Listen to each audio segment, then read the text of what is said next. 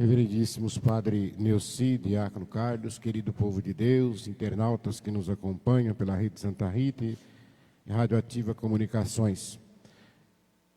Já quase ao final da primeira semana da Quaresma, nessa caminhada que começamos na quarta-feira de cinza, vem a liturgia de hoje falar coisas tão importantes para nós, principalmente alguns pensamentos que às vezes nós temos em relação a Deus, que não condizem com aquilo que realmente é.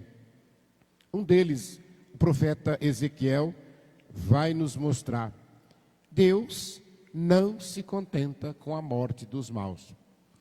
Porque de repente nós achamos que Deus tem os sentimentos idênticos às vezes aos humanos, à moda do mundo. O mundo às vezes torce para que o mal aconteça contra o mal, e Deus não. Então, de repente, se você conhece, é muito comum a gente ver isso, se você não tomar cuidado, de repente, se você coloca-se diante da televisão, vendo um filme ou alguma coisa do gênero, de repente você é surpreendida torcendo para o bandido, vamos assim dizer, torcendo para que o mal aconteça, porque você se envolveu tanto na trama que você não percebe e você torce para o mal. Então Deus não quer a morte do mal. A palavra de Deus nos diz que Deus quer que ele se converta. Que ele se converta. Diz ainda que os maus se convertam e passem a ter a vida pelo bem que agora fazem. Isso aqui também já causa uma confusão danada na cabeça de muita gente, né? Que diz assim, né? Que quando o bom pratica o mal, ele vai se perder pelo mal que praticou, e não pelo bem que ele fez. Assim também, Deus está dizendo, através do profeta Ezequiel, que aquele que é mau, quando ele se converte, ele vai ser salvo. É óbvio que não seria pelo mal que ele já praticou, mas pela conversão e o bem que agora está fazendo. Deus dá tempo, às vezes se fala, Deus está demorando. Na verdade, Ele está te dando mais prazo para que você melhore, para que eu possa ser melhor, para que nós possamos seguir adiante praticando o bem. Então, na verdade, não é que Deus demora. Muita gente usa uma expressão, até muito usada na igreja mesmo, as demoras de Deus, né? Sofre com as demoras de Deus. Mas é, na verdade, mais prazo que Deus está nos dando para que nós realmente encontremos o caminho correto. O Evangelho vai também nesse sentido para nos ensinar a reconciliação. A reconciliação com Deus passa pela reconciliação com os irmãos. É impossível querer se reconciliar com Deus se não se reconciliar com os irmãos. Ora, por isso que ele despreza até a oferta, que por mais gorda que ela possa ser, Deus não quer esse tipo de oferta. É por isso que ele diz, vai reconciliar primeiro com o teu irmão e depois então você traz a tua oferta. Nós poderíamos até imaginar assim, que muitas vezes o dinheiro que às vezes está se ofertando, a gente chamaria de, entre aspas, dinheiro sujo. E será que Deus quer dinheiro sujo na sua casa? Dinheiro que seja fruto da corrupção, fruto do suor do trabalho escravo, por exemplo, fruto de tantas coisas erradas, da prostituição. Deus não quer isso.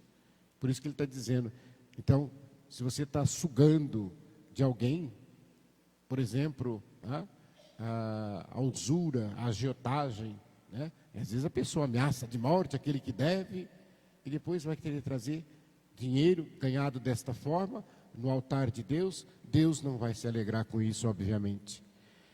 Nesse tempo de jejum e oração, então nós somos chamados a ser sinceros também no nosso comportamento penitencial. As penitências que nós optamos por fazer nessa quaresma, que elas sejam feitas na alegria do coração, que quer verdadeiramente dar esse testemunho, e não no meio das discussões, e não no meio das brigas, porque aí estas penitências não terão valor algum.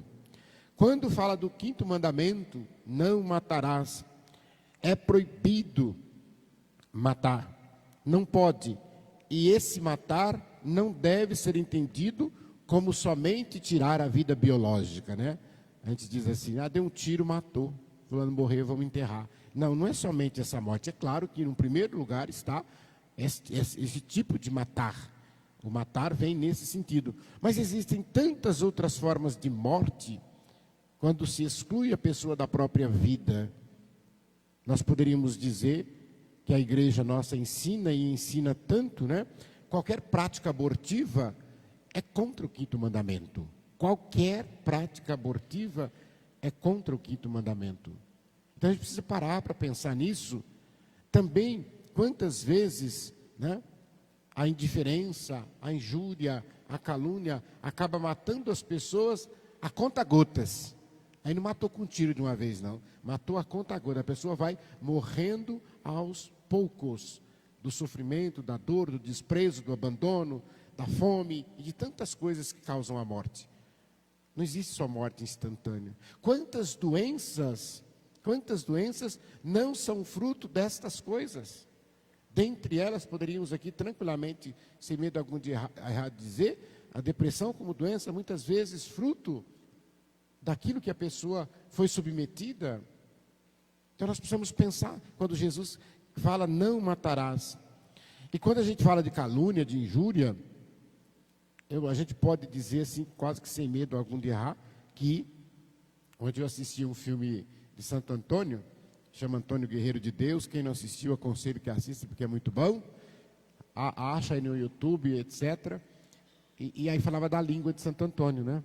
Estar intacta. E por quê? Porque foi uma língua que proclamou a boa nova de Jesus Cristo. Foi uma língua que denunciou as injustiças. Foi uma pessoa que morreu com 30 e poucos anos de tanto sacrifícios que ele fez. Aquela vida realmente penitencial. E aí eu imaginava, como que será a língua dos caluniadores, dos injuriadores? Fétida, podre, porque mata, porque destrói, porque separa famílias. Então, a gente olhando aqui, lembra de Tiago, quando ele nos ensina que refrear a língua, devemos refrear a língua, não pode ser usada de qualquer jeito, porque é para a língua é da língua que nasce a mentira, é da língua que nasce a calúnia, é da língua que nasce a injúria, e essas coisas, às vezes, acabam até provocando a morte. Por causa da vaidade, por causa da inveja, por causa do ciúme, a língua destrói famílias, separações de casais. Não podemos esquecer disso. E isso tudo não pode ser prática de um cristão. E Jesus também deixa bem claro que ele não abole o Antigo Testamento, mas ele vem dar sentido. Nós poderíamos dizer, na relação entre o Antigo Testamento e o Novo Testamento, que o Antigo Testamento é como a flor.